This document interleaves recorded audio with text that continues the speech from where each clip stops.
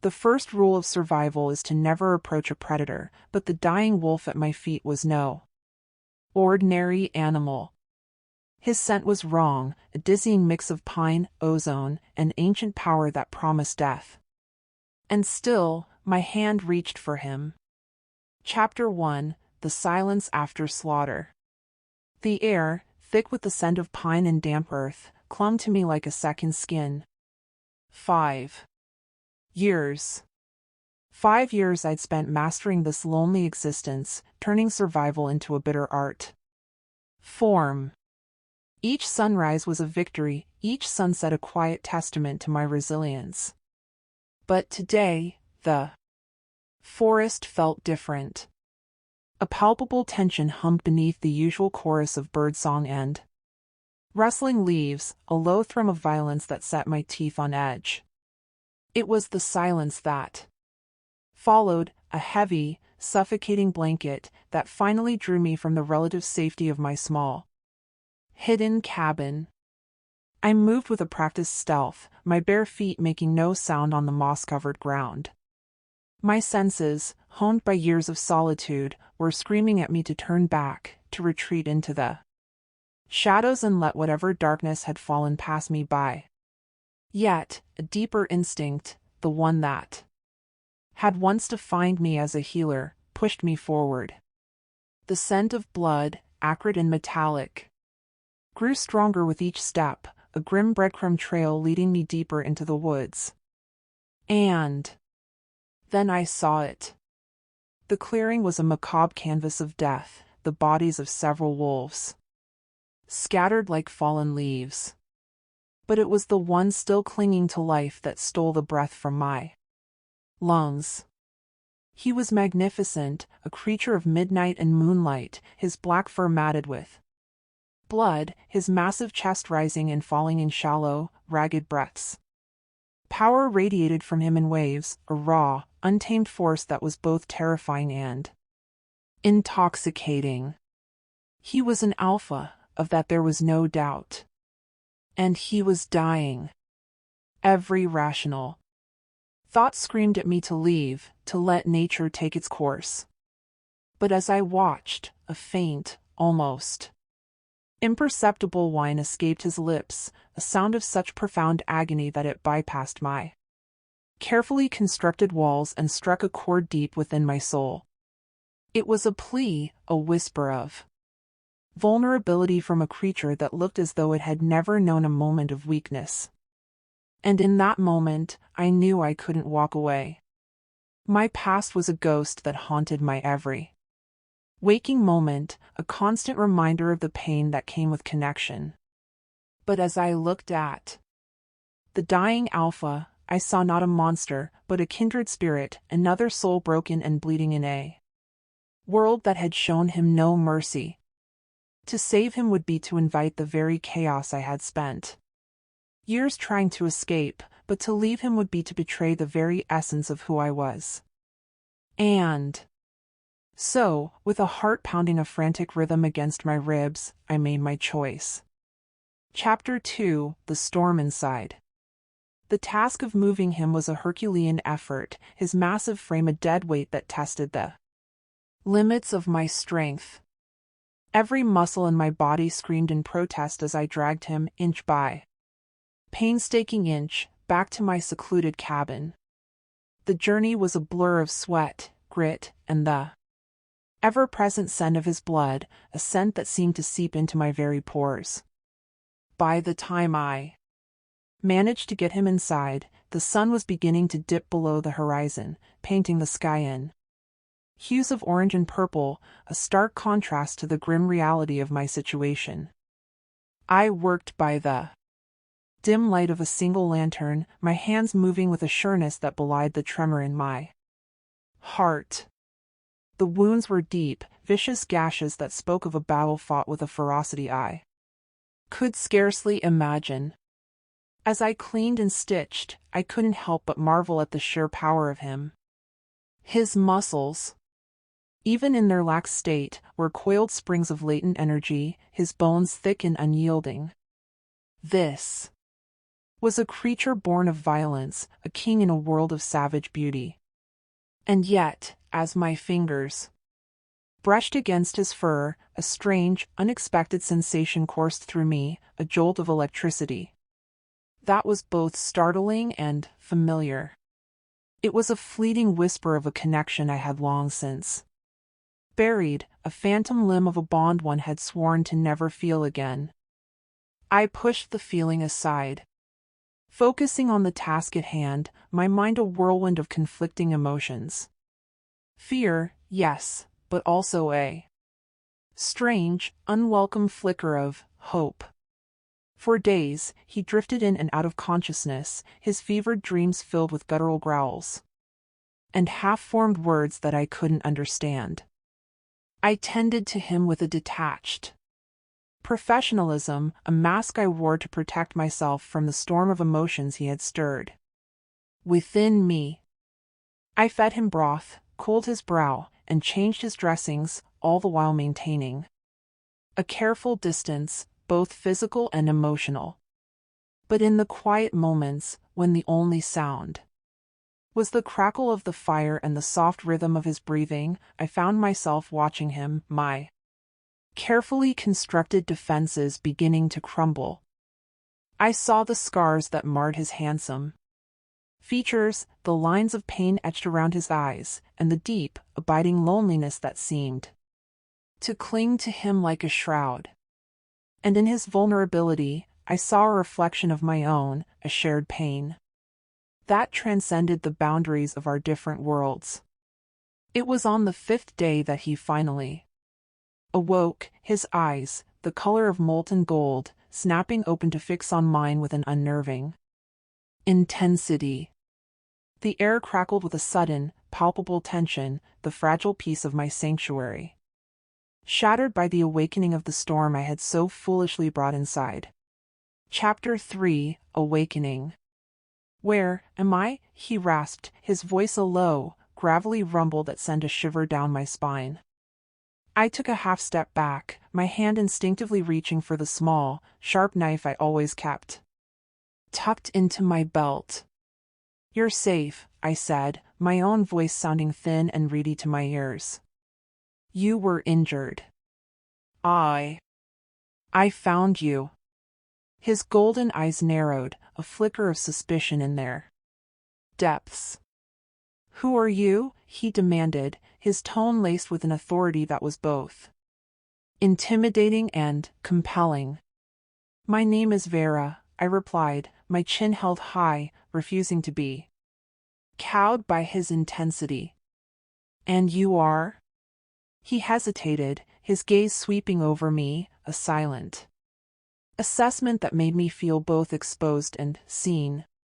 "Kale," he finally said, the name a single, sharp syllable that seemed to hold a world of meaning. The days that followed were a delicate dance of caution and curiosity. Kale healed with a speed that was nothing short of miraculous, his powerful body knitting itself back together with an almost unnatural efficiency. He spoke little of his past, his words as sparse and carefully chosen as his movements. But in the charged silence between us, a new language began to form, a language of shared glances, of unspoken questions, and of a growing, undeniable attraction. I saw it in the way his eyes would follow me as I moved about the cabin, in the way his scent, a heady mix of pine and something uniquely, intoxicatingly him, seemed to fill every corner of my small world. And I felt it in the way my own heart would beat a little faster whenever he was near, in the way my skin would tingle with a strange, unfamiliar heat. It was a dangerous game we were playing, a flirtation with a fire that could either warm us or consume us completely. I knew I should have pushed him away, should have sent him back to whatever world he had come from. But with each passing day, the thought of being alone again, of returning to the empty silence of my solitary existence, became more and more unbearable. He was a storm, a force of nature that had crashed into my carefully ordered life, and I was a fool for thinking I could ever hope to control him. But as I looked into his golden eyes, I knew, with a certainty that was both terrifying and exhilarating, that I didn't want to. For the first time in 5 long years, I was no longer just surviving. I was alive. And as the line between healer and patient, between stranger and something more, began to blur, I knew that my life, for better or for worse, would never be the same. Chapter 4: A King in Tatters. Kale's presence transformed my tiny cabin from a sanctuary into a cage. He moved with a quiet economy of motion that spoke of immense power held in check, a predator feigning tameness. He claimed to be a lone wolf, a wanderer caught in a border skirmish, but the explanation felt thin, hollow. The authority in his gaze, the way he watched the forest from my window as if mapping enemy territory, told a different story. It was a lie, I knew it in my bones. And that lie was a coiled snake between us. "You're staring," he stated one afternoon, his voice a low vibration that seemed to sink right into my chest. He was sitting by the fire, sharpening my hunting knife with a whetstone, the rhythmic scrape of steel on stone the only sound. I turned from the herbs I was grinding, my heart giving a small, traitorous leap. "I'm assessing," I corrected, my tone sharper than I intended. "My patience seems to be recovering. Soon you'll be well enough to leave." It was a dismissal, a hope, a desperate plea. He didn't look up, but a slow smirk touched his lips. "And if I'm not ready to leave? That isn't your choice." Finally, he paused, his golden eyes lifting to meet mine. They were ancient and knowing, and for a moment, I felt like a child playing at being a grown-up. "Isn't it?" he murmured, the question hanging in the air, heavy with unspoken meaning. Every instinct screamed that this man was a danger far greater than any beast in the woods. He wasn't just a wolf, he was a king in tatters, a fallen sovereign hiding in the shell of an exile. And his secrets felt magnetic. I found myself wanting to unravel them, to understand the darkness that clung to him even as every fiber of my being warned me to run. The open loop of his identity was a hook digging deeper into my soul, because a man with this much power didn't end up half dead by accident. Someone had tried to tear a king from his throne, and I was now hiding the very man they wanted to kill. Chapter 5: The Scent of Lightning. The storm broke that night without warning. One moment, the forest was bathed in the soft glow of twilight, the next, the sky ripped open. Rain lashed against the small window pane like angry fists, and thunder cracked so loudly the floorboard shuddered. The fire sputtered, casting long, dancing shadows that made the cabin feel impossibly small. It was the kind of storm that clawed its way inside, stripping away pretenses and leaving raw nerves exposed. I could feel Kale's restlessness as a physical presence in the room. He paced, a caged lion trapped by the tempest, his scent, pine and something wilder, like ozone just before a lightning strike, filling my senses until I felt dizzy with it. "You're afraid of the storm?" I asked, trying to break the suffocating tension. He stopped, turning to face me. His eyes were no longer just gold, they were burning embers. The human part of him receding as something more primal surfaced. "Not of the storm," he growled, the sound vibrating through the air, through me. He took a step closer. Then another. My breath hitched. This wasn't the quiet, watchful patient anymore. This was the alpha I had seen bleeding out in the woods, a creature of pure, untamed power. His wolf was at the surface, drawn out by the storm's fury, or by something else. "What do you want, Kale?" I whispered, my back pressing against the rough-hewn logs of the cabin wall. There was nowhere to run. He didn't answer with words. He crowded me, his large frame caging me in, and lowered his head to my neck. His breath was hot against my skin as he inhaled deeply, a long, shuddering sound that was part scent-marking, part desperate need. I felt a tremor run through him, a battle for control being fought and lost within his own skin. A low, possessive growl rumbled in his chest, a sound that should have terrified me. And it did. But beneath the fear, a treacherous, forgotten part of me thrilled to it. It was the sound of belonging, a feeling I had sworn I would never crave again. Yet here it was, a siren's call in the heart of the storm. Chapter 6, Branded by Fire. My body was frozen, caught between the unyielding wall behind me and the searing heat of the man in front of me. Every rational thought screamed at me to fight, to shove him away, to use the knife still tucked at my waist. But my limbs wouldn't obey. They were heavy, traitorous things, captivated by the raw, magnetic pull of the alpha. His scent was an intoxicating flood, short-circuiting my senses and silencing the frantic warnings of my mind. The past 5 years of solitude, of carefully constructed loneliness, shattered like glass in that single, charged moment. I was no longer an island, I was in the heart of a hurricane. He lifted his head, his golden eyes blazing with an emotion so fierce it scorched me. There was hunger there, and pain, and a desperate, aching loneliness that mirrored my own. I saw his jaw clench, another tremor racking his powerful frame as he fought a war I couldn't comprehend. Then, his control finally, irrevocably, snapped. His mouth crashed down on mine. It wasn't a gentle kiss. It was a brand. A claim.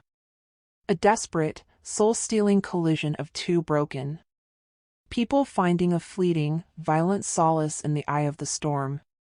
It was hard, and demanding, and utterly without apology. His lips were firm, moving against mine with a fierce possession that was meant to conquer, to own. One of his hands tangled in my hair, tilting my head back, while the other splayed across my lower back, pressing me impossibly closer until I could feel the frantic, heavy beat of his heart against my own. And I kissed him back. Gods, I kissed him back. With all the pent-up loneliness, all the frustrated rage, all the forgotten yearning of 5 empty years. It was a maelstrom of fury and fire, a surrender and a declaration of war all at once. When he finally broke away, we were both breathless, the sound of our ragged gasps mingling with the howl of the wind. He had done it. He had claimed a piece of me I thought was long dead, and in doing so, he had locked me into a conflict far more dangerous than any border skirmish. This was a battle for my very soul. Chapter 7, The Unspoken Claim. The morning after the storm felt fragile. The air was scrubbed clean, smelling of rain-soaked earth and pine, but inside the cabin, the atmosphere was thick with unspoken words. The ghost of his kiss lingered on my lips, a phantom brand of heat and pressure. Every time my gaze accidentally met his, the memory of that raw, desperate connection flared between us, electric and undeniable. I tried to retreat behind my usual walls of sharp words and cold shoulders, but it was like trying to build a dam with sand. The storm had washed it all away, leaving me exposed. He had touched a part of me I thought had turned to dust 5 years ago, and now, that part was painfully, terrifyingly awake. Vera, he started, his voice softer than I'd ever heard it. Don't, I cut him off, turning my back to him to busy myself with the fire. My hands trembled. Slightly. Last night was the storm. It doesn't mean anything. The lie tasted like ash in my mouth. It meant everything. It was a declaration, a claim that had been sealed not with words, but with a visceral, soul-shaking kiss. He knew it, and he knew that I knew it. I felt him move, his presence a solid warmth at my back before his hand gently touched my arm. A jolt, sharp and swift, shot through me. I flinched away as if burned. I said don't.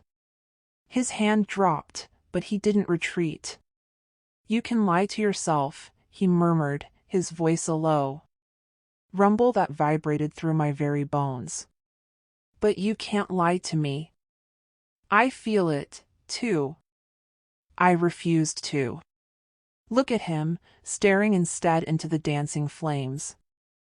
The bond was a living thing now, a humming chord that stretched between us, pulling taut. Before, he was a mystery I was trying to solve.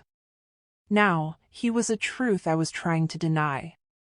He was no longer just a patient, a stranger I had saved from the brink.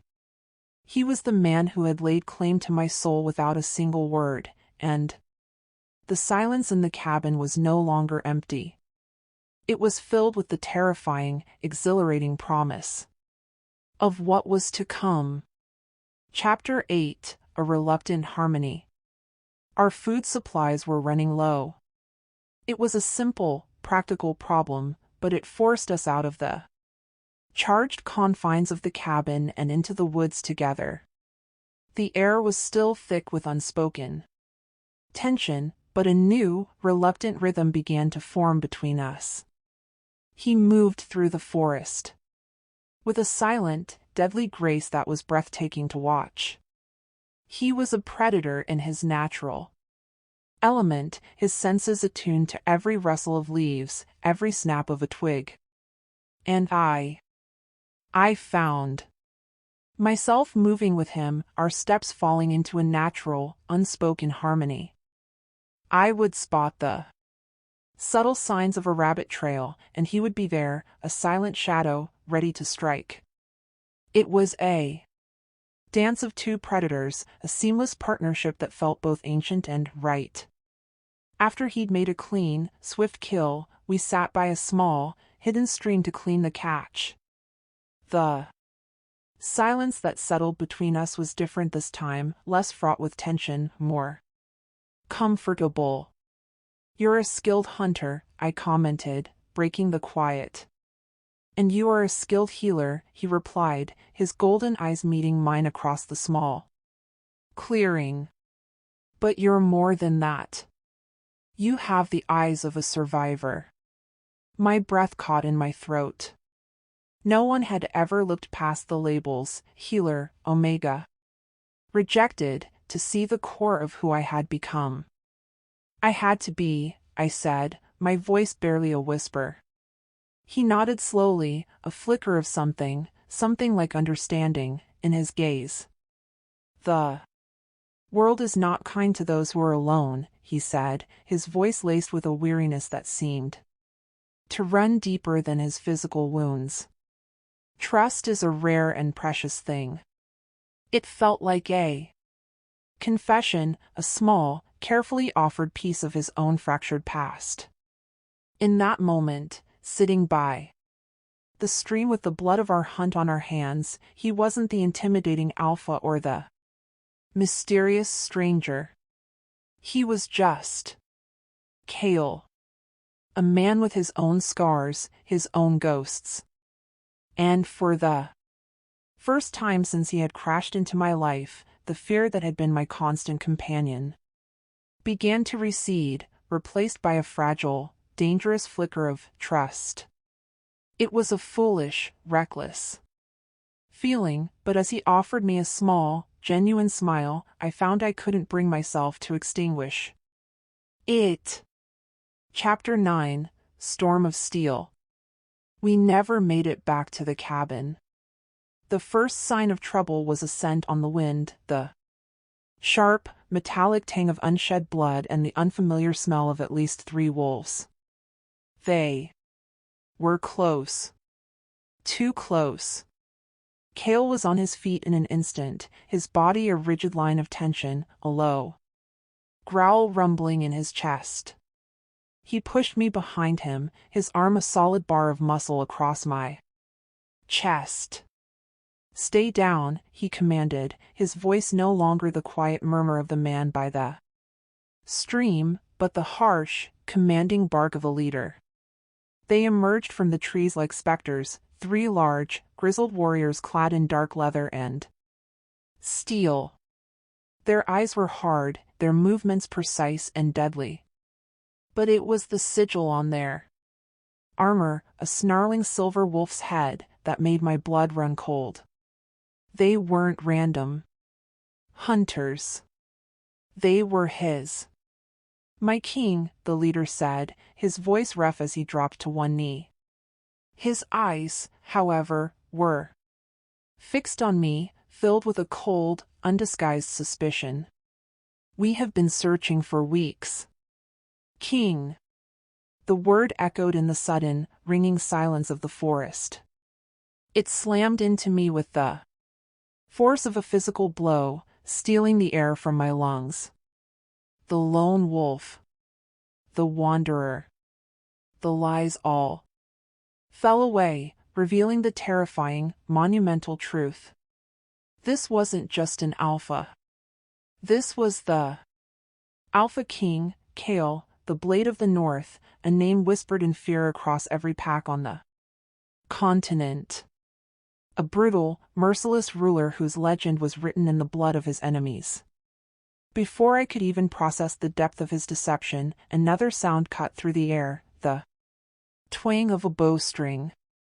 An arrow, fletched in black, whistled past the lead warrior's head, embedding itself deep into the trunk of a tree just inches from Cale. Ambush. The warriors formed a defensive circle, but it was Cale's reaction that stopped my heart. The air around him crackled, a visible shimmer of raw, untamed power. A guttural snarl ripped from his throat, a sound that was not entirely human. He wasn't just a king. He was a force of nature. And I was standing in the eye of the storm. Chapter 10, A Crown of Fury. The fight was over as quickly as it began. Cale moved like a phantom of death, a whirlwind of controlled fury that left the ambushers broken and silent on the forest floor. His warriors stared, their awe mixing with the stark terror he so easily commanded. But I didn't see a king. I saw a liar. The air between us was a chasm of his deceit, and the bond that had felt so intoxicating just moments before now felt like a chain. Fury, hot and cleansing, burned away my shock. "You lied to me," I hissed, my voice shaking with the force of my betrayal. I didn't care that his men were watching, their faces grim. Cale turned to me, his golden eyes still blazing with the aftermath of battle. The raw power rolling off him was a physical force, but I stood my ground. I did what was necessary to survive. "Vera. My name on your lips is a poison," I spat. "You used me. My home. My trust." His expression hardened, the king replacing the man. He took a step toward me, his voice dropping to a low, commanding tone that carried across the clearing. "I am the Alpha King. My life is not my own, and my choices are not simple. He then did the unthinkable. He raised his voice, addressing his stunned warriors but looking directly at me. His words were steel. This Omega saved your king. She is my fated mate. The bond is sealed. He let the words hang in the air, a stunning, public declaration that was both a shield and a cage. Anyone who questions her answers to me. She is your queen. My world tilted. It wasn't a proposal. It was a decree. A strategic, political move that shackled me to him in front of the very people who would see me as a weakness. He hadn't just lied to me. He had just stolen my future. Chapter 11: The Weight of Whispers. The journey north was a silent, agonizing trek. I was placed on a horse, surrounded by Kale's elite guard, a prisoner in all but name. Kale rode beside me, a silent, imposing figure. The space between us was a frozen wasteland of my anger and his regal stoicism. I refused to speak to him, refused to even look at him. I focused instead on the whispers. They followed us like carrion birds, slithering from the corners of the warriors' mouths when they thought I couldn't hear. An Omega. They say she bewitched him while he was weak. He marks a rejected stray as his queen? The clans will revolt. Each word was a small, sharp stone hurled against the fragile armor of my composure. They didn't see the healer who had saved their king's life. They saw a low-born wolf who had somehow ensnared him, a liability, a stain on his legendary power. I had spent 5 years building a life free from the judgment of a pack, only to be thrust into the center of the largest, most powerful pack on the continent. I was more alone now, surrounded by dozens of wolves, than I ever was in my isolated cabin. As we crested a final ridge, I saw it. Kale's fortress. It wasn't a fortress, it was a mountain carved into a weapon, a jagged crown of black stone and ice that clawed at the sky. It was brutal, magnificent, and utterly terrifying. It was a reflection of the man who rode beside me. This was his world, a world of power, politics, and cold, hard stone.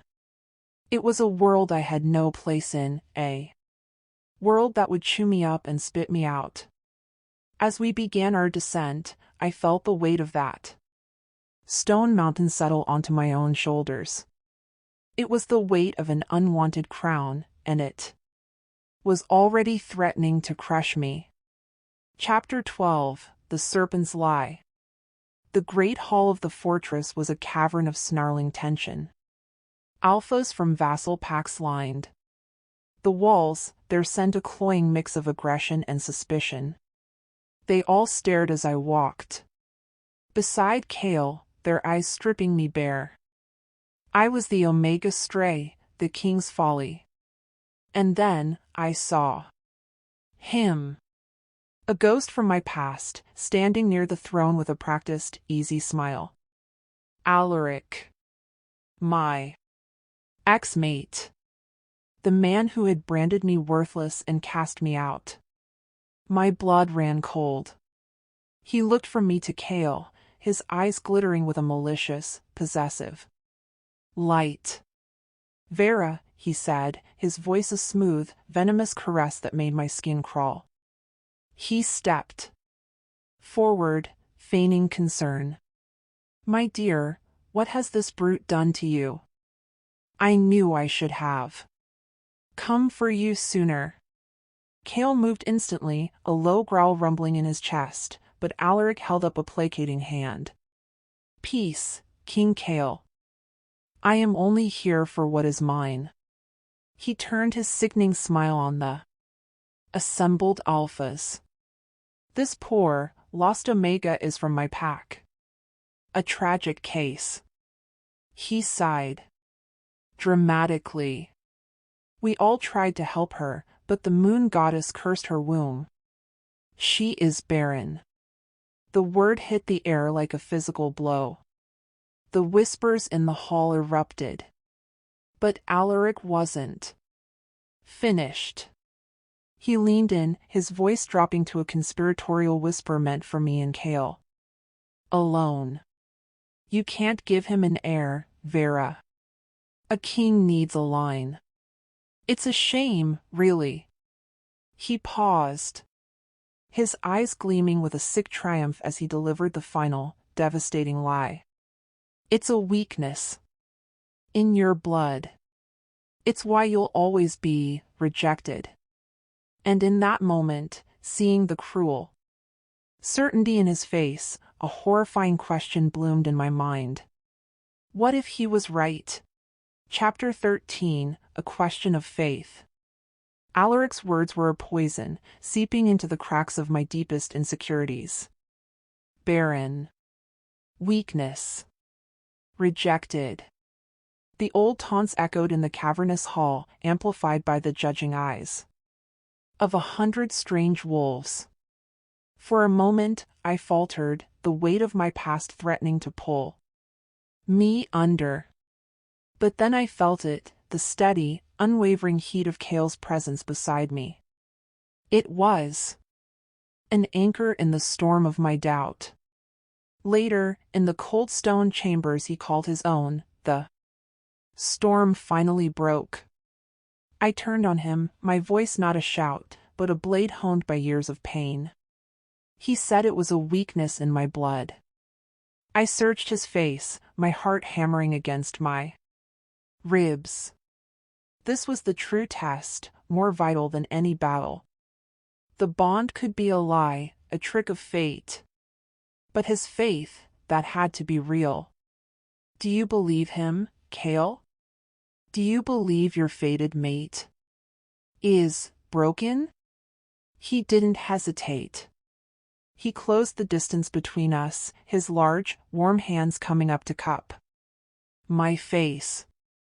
His touch was reverent, a stark contrast to the brutal king the world saw. His golden eyes, stripped of all authority and pretense, held mine. I believe what I see, he said, his voice a low, sincere rumble. I see a healer who saved my life with nothing but her knowledge and her courage. I see a survivor who has stood against a world that tried to crush her. He leaned in, his forehead resting against mine, his breath warm against my lips. Alaric is a liar who uses shame as a weapon. Your blood is not weak, Vera. It is the blood of a queen. His words were a balm on a festering wound. It wasn't just a denial, it was a testament. In that moment, he didn't see an Omega or a stray. He saw me, and my wavering resolve hardened into steel. Chapter 14, The Healer's Gambit. My newfound resolve was tested almost immediately. Kale's beta, a formidable she-wolf named Lyra with eyes like chips of ice and scars that spoke of 100 battles, did not share her king's faith. She saw me as a vulnerability, a distraction. She cornered me in the training yard. Her arms crossed over her armored chest, a clear challenge in her stance. The king's heart makes him blind, she stated, her voice sharp and devoid of warmth. A kingdom isn't held together by fate. It is held by strength. What strength do you offer us, little healer? The entire yard went silent. Warriors paused their sparring to watch. This was a public test. A physical fight would be suicide, and that's what she expected. But I wouldn't play her game. I met her icy gaze. You're right, Beta Lyra. A kingdom needs strength. I gestured to two of her finest warriors who had been struggling with a persistent cough and fatigue for weeks. Your healers say it's exhaustion. They are wrong. I walked over to the men, ignoring Lyra's stunned silence. I had seen the signs, the subtle pallor beneath their skin, the faint blue tint to their nail beds. There is a pale, creeping fungus that grows on the roots of the shadow fir trees to the south. Its spores are invisible. Once inhaled, they slowly starve the blood of air. I looked back at Lyra, my voice ringing with certainty. It is not a warrior's ailment. It is an assassin's poison. Your men are not tired, they are dying. My strength is seeing the enemies you cannot. A ripple of shock went through the crowd. Lyra's eyes widened, the first crack in her icy facade.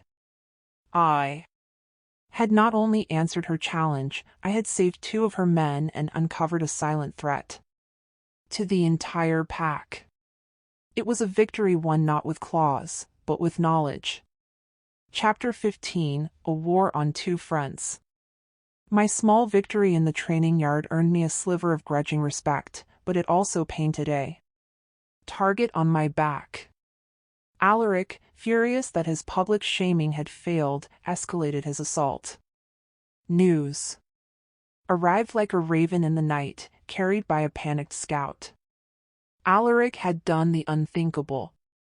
He had forged an alliance with the Shadowfangs, a ruthless clan from the Barren Lands, known for their savagery and their hatred of Kale's rule. He had used my past as his banner, declaring Kale unfit to rule, a king weakened and bewitched by a cursed, barren Omega who could never produce an heir for the northern clans. The personal had become political. My shame was now the pretext for a civil war. Kale's war council was a storm of grim faces and low growls. Maps were spread across the great stone table, strategies debated, alliances questioned. I stood in the shadows, listening, and a cold dread washed over me. This was my fault. My past, a ghost I could never outrun, was now threatening to burn down the entire kingdom. Men would die. Lands would be soaked in blood. All because of a lie spun years ago to hide one man's shame. Kale found me later, standing on a high battlement overlooking the valley. The wind was cold, whipping my hair across my face. "This is not on you," he said, his voice a firm presence against the howl of the wind. "Isn't it?" I whispered, my voice lost in the gale. "He's using me to destroy you." He came to stand beside me, his shoulder a solid, reassuring presence. "Then we will face him together." His words were a vow, a promise that bound us closer than any fated mark. There was no escaping it now. The war was coming, and my past was the battlefield on which the fate of the North would be decided. We were no longer just fighting for our future, we were fighting for our very survival. Chapter 16: The Traitor's Gambit. The battle began at dawn. The clash of steel and the snarls of shifting wolves echoed through the frosted valley, a brutal symphony of war. I watched from the command tent, my hands clenched, every casualty a blow to my own heart. Kale was a tempest on the battlefield, his fury a magnificent, terrifying thing to behold. We had the superior position, the stronger warriors. We were supposed to win. But something was wrong. Alaric's forces moved with an unnatural prescience, anticipating Kale's flanking maneuvers as if they had been given his own battle plans. Then came the signal. Alone, black arrow fired from our side of the battlefield. It was a signal for the Shadowfangs, hidden in reserve, to attack Kale's unprotected western flank. A trap. A betrayal. Chaos erupted. Our lines shattered. Kale's roar of fury and disbelief was drowned out by the screams of his dying warriors. I saw Lyra trying to rally the shield wall, her face a mask of grim determination, but it was too late. The field was turning red. My gaze frantically searched the chaos for the source of the arrow. And I saw him. A stoic, high-ranking elder from Kale's council, Lord Fenrir, calmly lowering a bow before melting back into the ranks. His face was a mask of cold resolve. He had condemned his own pack, his own king, to slaughter. All to cut out the perceived weakness at Kale's side. Me. The battle wasn't just a strategic loss, it was a catastrophic, soul-crushing defeat orchestrated from within our own walls. The taste of despair was bitter, metallic, and it was only the beginning. Chapter 17, The Wolf's Jaws. Panic was a contagion, spreading through our retreating forces faster than any fire. Kale fought to create a path for us to escape, his body a bulwark against the tide of enemies, but we were surrounded. In the swirling chaos of blood and mud, I was knocked from my horse. The world became a dizzying blur of snarling faces and flashing steel. I heard Kale roar my name, a sound of pure, primal anguish, but his voice was swallowed by the din of battle. A hand, rough and cruel, clamped down on my arm, hauling me to my feet. A warrior from the Shadowfangs, his face painted with a leering skull, grinned down at me. The little Omega prize, he sneered. Alaric will be pleased. I fought. I clawed and bit and kicked with every ounce of strength I possessed, a wild animal caught in a snare. But it was useless. I was disarmed and bound, my struggles met with harsh laughter. They dragged me through the heart of the battle, a trophy to be paraded.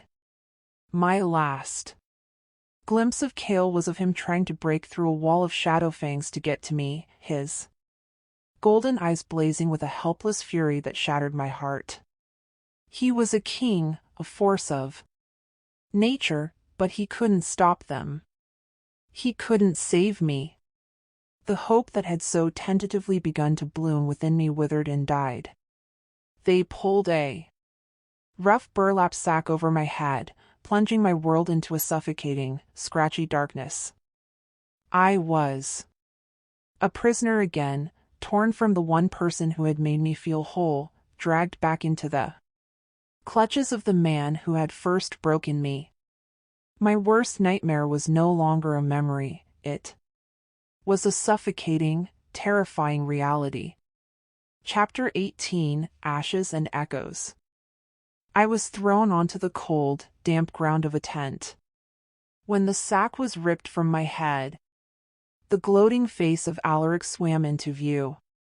He looked down at me, his expression a sickening mix of triumph and pity. The sounds of battle had faded, replaced by the victorious shouts of his army. "It's over, Vera," he said, his voice dripping with false sympathy. "Your king has fallen. His great fortress will be ours by morning. All that blood, spilled for a broken Omega." Tears streamed down my face, hot and silent. "You're lying." "Am I?" he asked, crouching down to my level. "He chose you over his kingdom, and now he has lost both. You see? I was right all along. You are a curse.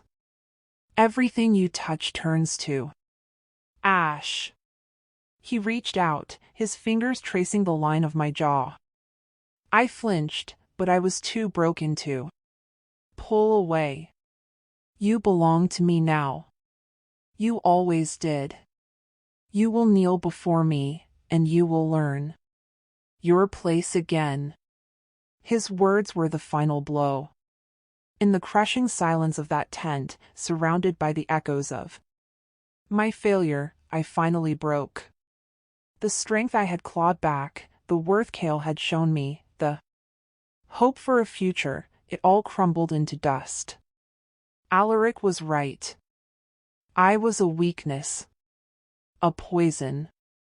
A rejected, worthless thing who had brought ruin upon the only man who had ever seen me as more.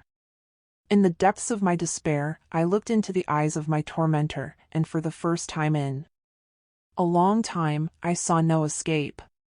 There was nothing left to fight for. All was lost. Chapter 19, A Spark in the Ashes. My despair was a bottomless, black ocean. I lay on the cold ground, the echoes of Alaric's triumph a torment in the suffocating darkness of the tent. I was a curse. A plague. The cause of all this ruin. The lie had finally become my truth. The tent flap rustled, and a stooped, ancient she-wolf entered, carrying a small bowl of water. Her face was a road map of wrinkles, her eyes cloudy with age and secrets. She was Alara, the pack's long-shunned witch. She placed the bowl beside me, her movements slow and deliberate. "Drink," she rasped, her voice like dry leaves skittering across stone. I turned my head away. "Leave me to die." She sighed, a weary, rattling sound. "He has broken you, little one. Just as he broke everything else." She knelt beside me, her gnarled hands surprisingly gentle as it touched my hair. "He told you that you are barren. That the weakness is in your blood." Her eyes, for a moment, seemed to clear, a spark of ancient power glowing in their depths. "He lied." I stared at her, my numb heart giving a single, painful throb. "What?" "The curse was never on you," Alara whispered, her voice dropping, thick with a decades-old rage. "It was on him. For his cruelty, for the blood he spilled to take his father's throne, the moon goddess sealed his line. He is the one who is barren, Vera. He branded you with his own shame, cast you out to hide his own worthless seed." The words were a lightning strike to my soul. It wasn't a spark of hope she gave me. It was a keg of black powder. The shame that had been my shadow for years evaporated, replaced by a white-hot, clarifying fury. The chains of his lies didn't just break, they turned to dust. My despair was gone, burned away by the righteous, beautiful inferno of the truth. Chapter 20, A Weapon of Words. My mind, once a fog of grief, was now terrifyingly clear. Alaric's power wasn't in his strength or his warriors, it was in the respect he commanded, a respect built on a mountain of lies. And I was the one who could bring it all crashing down. I was no longer a victim waiting for a rescue. That might never come.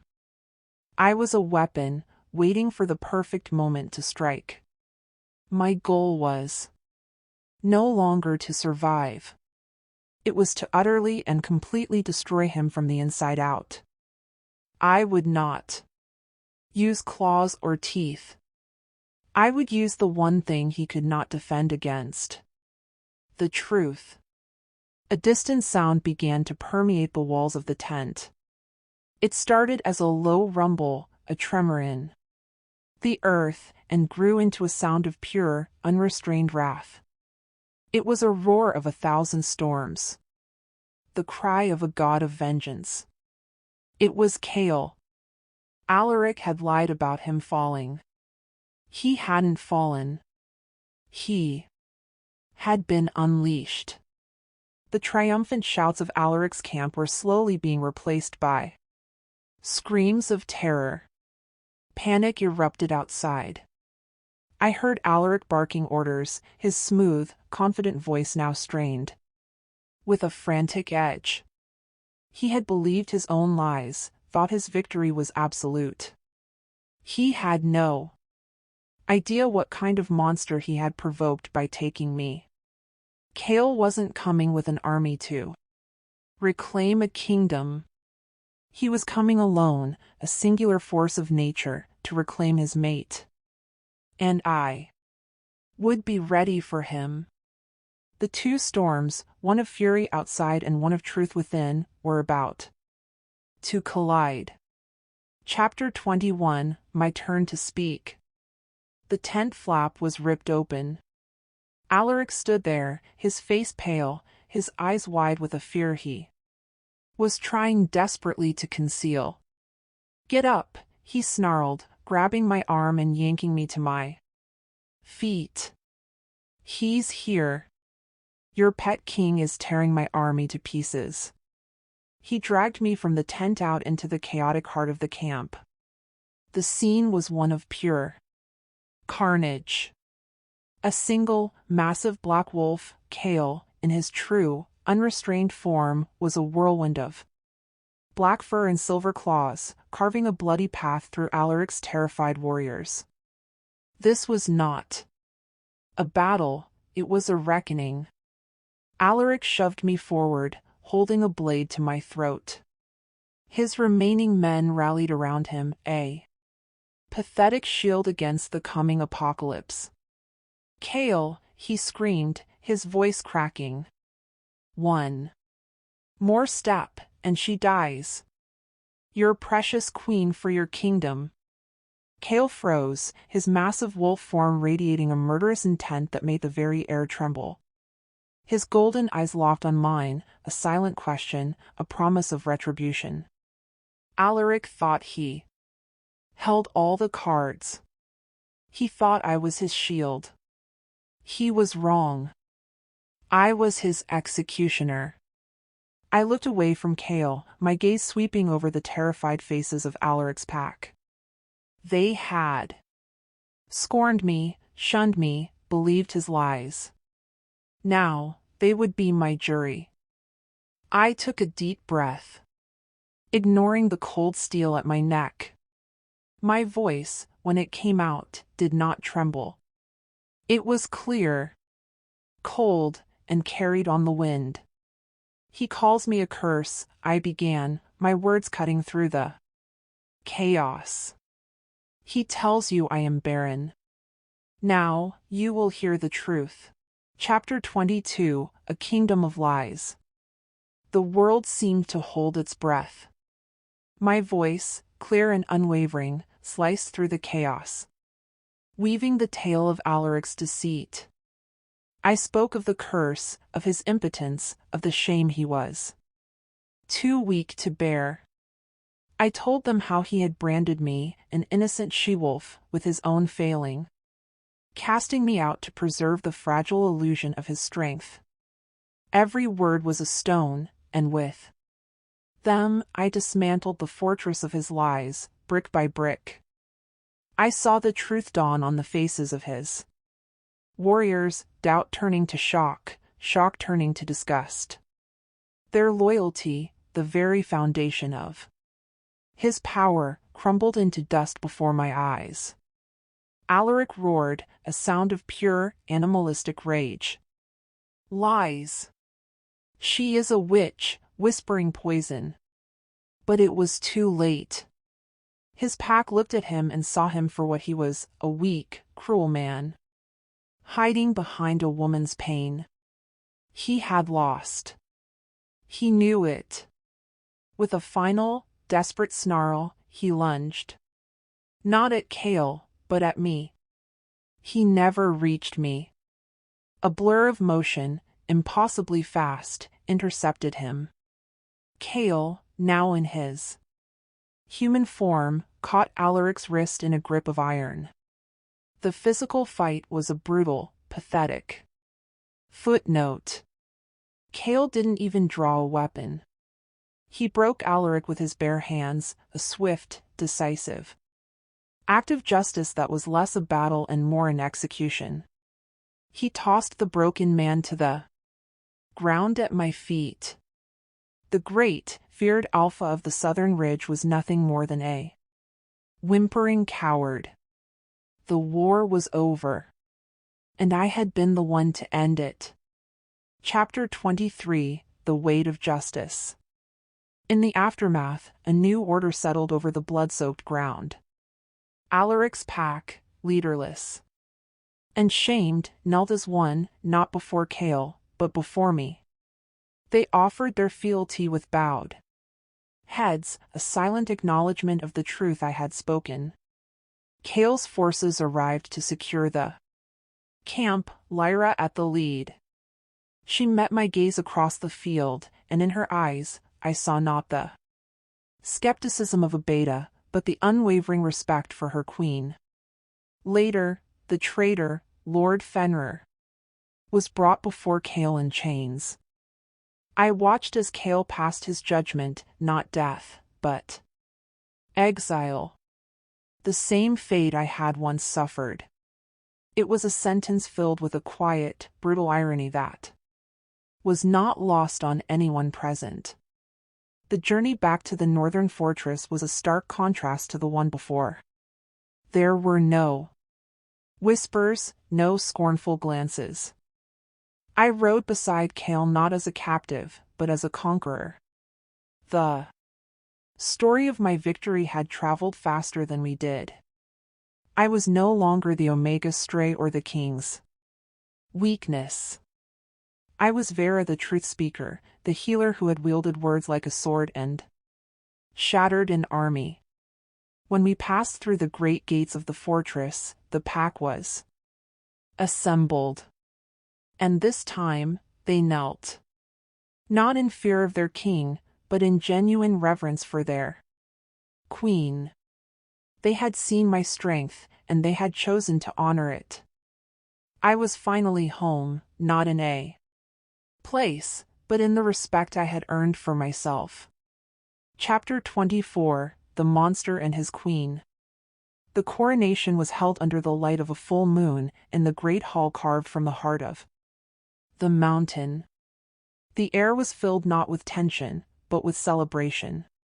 When Cale placed the crown of ice and silver on my head, the cheer that erupted was deafening, a unified roar of acceptance and loyalty. I looked out at the faces of the northern clans, at Lyra, at the warriors, at the elders, and I saw not subjects, but family. I had not been saved and placed on a throne. I had forged my own path, faced my own demons, and claimed my place beside a king who saw me as his equal in all things. My past was no longer a brand of shame, it was the crucible that had forged me into the queen I now was. Later, in the quiet of our chambers, with the sounds of the celebration a distant echo, Cale pulled me close. The firelight danced across the planes of his face, softening the harsh lines of the warrior and revealing the man I loved. He traced the line of my jaw, his touch gentle, his golden eyes filled with an emotion so deep it stole my breath. "They are all terrified of me," he murmured, his voice a low, intimate rumble. "The blade of the north. The monster who commands the winter." He leaned in, his lips brushing against my skin, sending a shiver of pure, unadulterated love through me. "They called you weak, but only a queen could tame a monster like me." I smiled, my heart full and whole for the first time in my life. I was not saved because I was weak. I was loved because I was strong. And in the arms of my king, the rejected Omega finally found her home.